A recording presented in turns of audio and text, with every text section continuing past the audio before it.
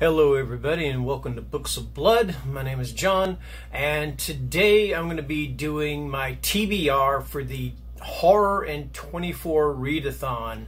Now that is not a 24-hour readathon because there are like 8 prompts on this thing, and if you can read 8 books, or if you're going to combine the prompts or whatever and you can do that in 24 hours, I salute you. Okay, no, this is horror in 24, meaning 24 days. Now, the readathon actually started on July 11th. So it's going to run from July 11th to August the 3rd. I'm a little bit late with it. I was kind of indecisive about whether I wanted to do it. But then I started seeing other people's TBRs, and I just watched Lydia at Typical Books. I think it's Typical Books, Typical Horror. I cannot remember the exact name of her channel, but it is Lydia at Typical Books. So that kind of inspired me to do it because she always picks some awesome books. And incidentally with that, one of the prompts is to read a haunted house or ghost story. And she holds up this beautiful copy of Haunted by James Herbert. I'm jealous. I'm going to tell you right now, Lydia, I am jealous. If you're watching this, I'm so jealous. I love that copy.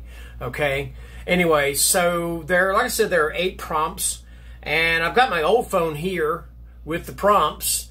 I'm actually recording on a brand new phone, and I love it. The quality, the video quality is fantastic. I just absolutely love it. So anyway, let's go ahead and get underway. So the number 1 prompt, and I'm actually going to fulfill number 1 and number 6 with this book. The first one is read a book with red on the cover, and number 6 is read a psychological horror story. And this is actually going to be a reread for me. I haven't read this book in a long time, and I absolutely love the character of Hannibal Lecter, and I'm going to read Red Dragon. And of course, there's the red on the cover here, and this is a psychological horror story. All right, and if you don't know what Red Dragon is about, I will read the synopsis. In the realm of psychological suspense, Thomas Harris stands alone, exploring both the nature of human evil and the nerve-wracking anatomy of a forensic investigation. Harris unleashes a frightening vision of the dark side of our well-lighted world. In this extraordinary novel, which preceded The Silence of the Lambs and Hannibal, Harris introduced the unforgettable character, Dr. Hannibal Lecter, and in it, Will Graham, the FBI man who hunted Lecter down, risked his sanity and his life to duel a killer called the Red Dragon. And yes, it's basically it's basically what it is that now that he has captured Hannibal Lecter, he is basically recruiting the help of Hannibal Lecter to capture this serial killer known as the Red Dragon, also known as the Tooth Fairy. Like I said, I read this quite a number of years ago. I remember I loved it, so I thought it's time to revisit. And what better time to do that than with this readathon? So there you go. All right, number 2, read a haunted house or ghost story. So that's smart because they kind of both go together in a way. And for that one is one that I've had on my shelf for a long time, and that is Spectre by Stephen Laws. And I've seen other people with copies of this book that they got the smaller mass market paperback edition. I got this at Bookhounds. May it rest in peace. Bookhounds closed permanently. Anyway, and I heard of Stephen Laws and thought, you know what, I'm going to give this one a shot. It just took me a while to get to it. The Inseparable Biker Chapter: 6 boys, 1 girl, growing up together in the back streets of Newcastle. Now memories are all that Richard Eden has left, and one treasured photograph. But suddenly, inexplicably, the images of his friends start to fade, and as they vanish, so his friends are found dead and mutilated. Something is stalking the chapter, picking them off one by one, something connected with their past and with the girl they used to know. Anyway, that's Spectre. That is the read a ghost or haunted house prompt. And that being said, I hope there is actually a ghost or a haunted house in this book. But with a name like Spectre, what do you expect her? That was bad. Okay, anyway. Number 3, read a book featuring supernatural creatures, meaning either zombies, vampires, werewolves, and so on and so forth. So for that one, now I've got this one actually on order, so I'm just going to pop up pop it up here.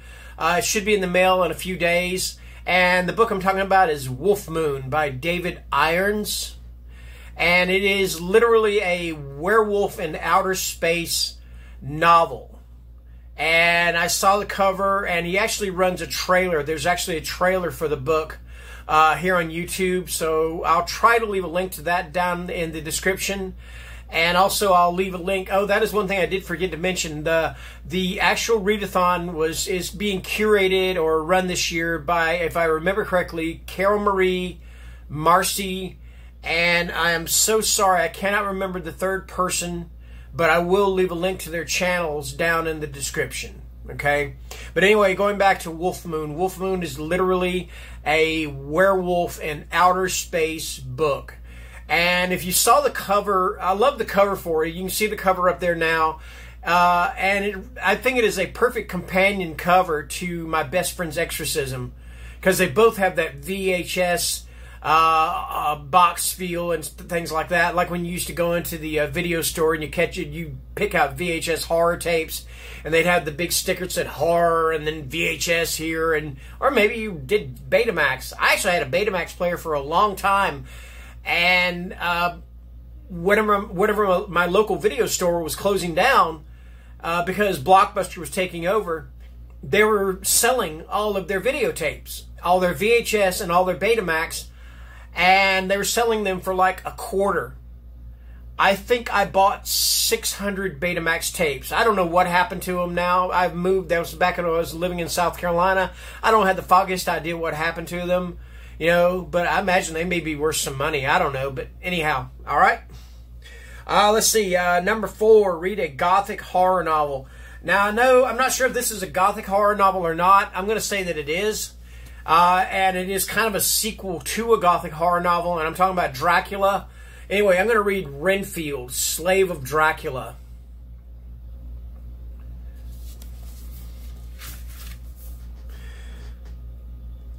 I know this as I know my name, and I fear for my very soul. The light of his majesty floods my mind, yet I tremble. But how God-forsaken is Renfield, and why? The most enigmatic character to stalk the shadows of Dracula now takes center stage in Barbara Hambly's ingenious reimagining of Bram Stoker's classic novel. Told from the point of view of Renfield himself, exploring the chilling circumstances of his madness, his immortal devotion to the vampire prince, and the mortal fear that feeds his need for revenge. When we first meet Renfield, he's an inmate of Dr. Seward's Rushbrook Asylum, scribbling obsessive entries in his diary, penning impassioned letters to his dear wife, Catherine, and becoming slavishly seduced by his violent visions of the Master. Harbingers of doom he cannot control. Ordered to hunt down and kill Van Helsing and his companions, Renfield complies. His mission sets the stage for a battle between the living and the dead, between master and slave, and between good and evil that will take him from the darkness of the gold-filled crypts of Dracula's castle to the more personal darkness of his own descent into madness and the shocking truth of where it all began. So yeah, that is Renfield, Slave of Dracula. That's my pick for a Gothic horror novel. Might be cheating a little bit, but I'm going with it. Let's see. Number 5, read your favorite childhood spooky story.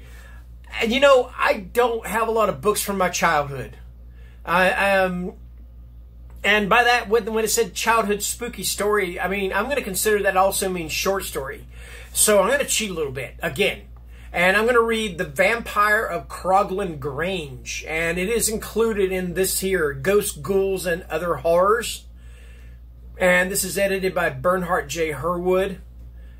And I've actually got the companion piece to this one too. I can't remember the name of it. I think it's Vampires, Werewolves, and Other Demons. But anyway, I had this book when I was a kid. I saw it on eBay about a year ago or so. And I thought, I've got to get this book again. And it's just awesome. I mean, it's a thin book. And the stories in it are only like 2, maybe 3 pages. In fact, The Vampire of Crogland Grange, let me see if I can find it real fast. Let me find, there's a table of contents here, and it would help if I did that. Where are you, buddy? Yeah, 133 to 136. So it's like a 2.5 to 3 page story. So yeah, that's going to be my one for favorite story from my childhood. Number 6 was read a psychological horror story, and that is, of course, I'm going to read Red Dragon. Number 7, read any horror book that has been on your TBR for a while. This is more dark. It is horror, but because it is cosmic horror, and it deals with the Lovecraftian elder god Nyarlathotep, as well as, I believe, Shub-Niggurath, I believe it is.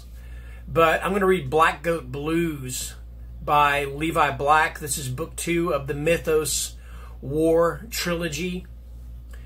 And I don't want to read too much. I'm not going to read the synopsis because it does kind of do spoilers, and I don't like to do spoilers. So there you go. Okay, finally, there's a group book. Everybody that's doing the readathon, there's a group book. And originally I was thinking to myself, I'm not going to be able to read this because I don't have the book. But I did purchase a copy of it on my Kindle, and I'll have it pop up right there beside me. And that is Survivor Song by Paul Tremblay.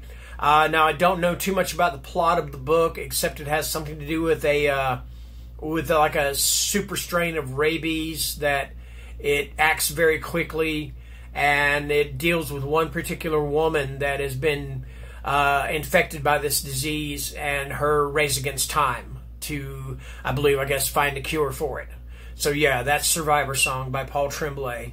Anyway, that is my Horror in 24 Readathon TBR. And I hope you guys participate, because it sounds like a lot of fun, and it sounds like some really good prompts and stuff. So kudos to the creators, the curators, whatever you want to call them, of this readathon. And that's going to do it for today. Thank you for watching. Have a great day. See you later. Bye.